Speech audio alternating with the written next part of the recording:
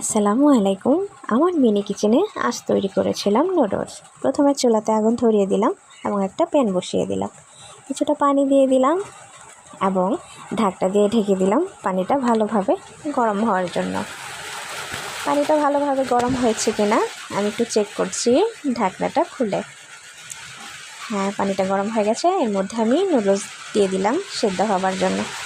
আমরা যখন ছোট ছিলাম তখন আমরা বান্ধবীরা কাজিনরা মিলে জোলাবাতি খেলতাম। এভাবে ছোট ছোট কড়াই হাঁড়ি এগুলো থাকতো, এগুলোর মধ্যে আমরা অনেক কিছু রান্না করে করে খেতাম। বিশেষ করে যখন হয়ে যেত, পরীক্ষা হতো, তো আমার নুডলসটা সিদ্ধ হয়ে গেছে। এখন আমি পানিটা ঝরিয়ে নেব। পানিটা ঝরানো শেষ। আমি চুলাতে আরেকটি কড়াই বসিয়ে দিলাম এবং তেল দিয়ে দিলাম। তেলটা গরম হয়ে গেছে। এর মধ্যে আমি কিছুটা চিকেন দিয়ে দিলাম।